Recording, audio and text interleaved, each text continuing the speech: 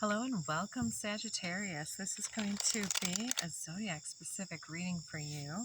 I don't do those very often. I normally do the daily Dharma. That's the energetic vibe of the collective and how best we can attempt to navigate those energies to live a conscious lifestyle.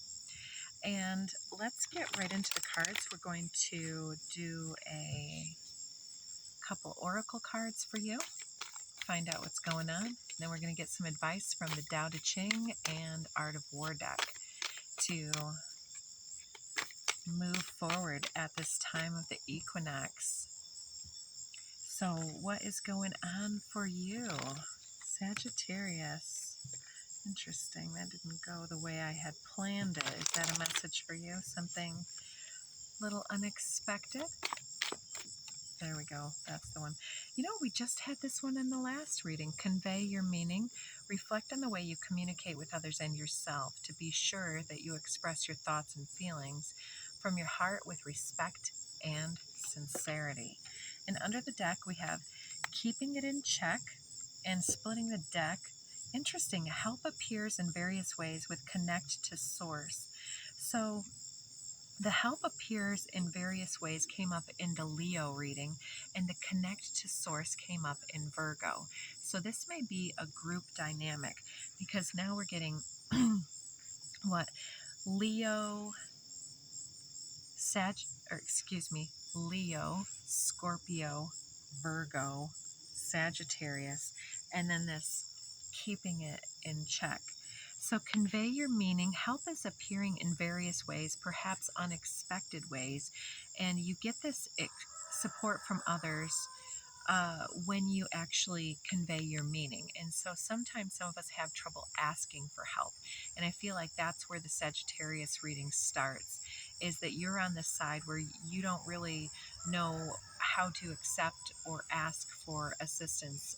So maybe you can start by defining your goals and the things that you feel that you don't need to be the one that watches it from the time that it starts till the time where it's completed the task, you know. So yeah, there's a lot of support when you ask for it, but sometimes we can get kind of caught up or just lost in just doing and producing and getting overwhelmed. So connect to the source, and that should help you to connect more deeply with your replenishment and what the lesson is asking from you. So go within to discover what needs to be done. Create the shift required to attract what you want. And it looks like what you want is you want some help because you're having trouble keeping everything in line. So it gives this overwhelmed feeling like you're going in too many directions. So keeping it in check says pay attention to what's going on around you. You might be moving into something too quickly or missing some important details. So you're connecting to source to see what it is. What is the meaning of this coming up for you? So let's see, what is the advice to keep it all in check? I would say first and foremost, we've got the advice to speak clearly, to define our objectives and our goals, to convey that meaning to others, and to connect with our center, with our needs, and with our body, the limitations of the material, and with our resources. You know, like we can't necessarily like pay somebody's bills, although many of us would just love to help people out like that. But there's something that needs to be checked, something that's gotten out of hand, and you're looking for ways to help somebody while still setting a boundary or a limitation, I feel. And so you're looking for, maybe adult children for some of you that are coming back and saying, hey, you've been this source of abundance in the past. Can't you just bail me out again? So you've got 3 of these coming out for you, the Tao Te Ching messages here. We've got 74. If you realize that all things change, there's nothing that you'll try to hold on to. If you aren't afraid of dying, there's nothing that you can't achieve. Trying to control the future is like trying to take the master carpenter's place. When you handle the master carpenter's tools, chances are that you'll cut your hand. So, yeah, okay. So, if you're trying to do too much and you're trying to hold on to something, some vision or something like that, you're trying to maybe control some type of outcome, and it says that you're possibly going to cut your hand if you keep up this pace. So again, moving too quickly, missing some important details, missing a step, like seeing like somebody putting a transmission back together and being like, oh, well, what are these bolts go to? 44. Fame or integrity, which is more important? Money or happiness, which is more valuable? Success or failure, which is more destructive? If you look to others for fulfillment, you'll never truly be fulfilled. If your happiness depends on money, you'll never be happy with yourself. Be content with what you have. Rejoice in the way things are. When you realize that nothing is lacking, the whole world belongs to you. So, yeah, you're on this quest to gain some type of validation, recognition, or success, or to just pay the bills. I mean, God forbid, right? But you're doing too much, and so it's like sometimes you need to be content with the process, and so that's a really, really great message.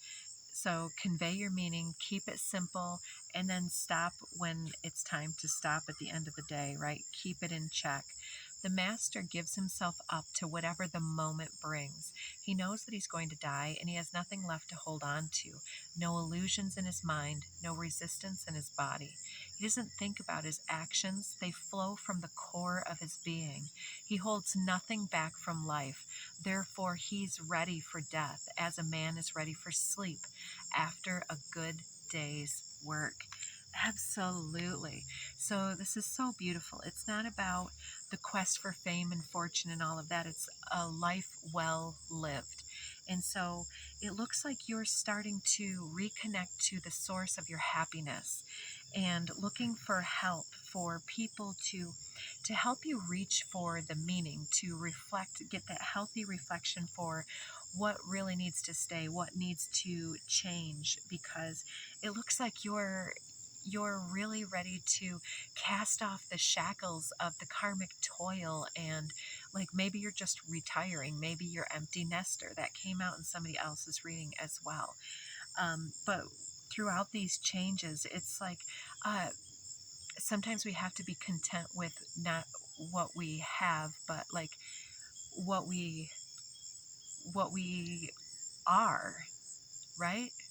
And so under the deck it says, if, however, you are indulgent but unable to make your authority felt, kind-hearted but unable to enforce your commands, and incapable, moreover, of quelling disorder, then your soldiers must be likened to spoilt children.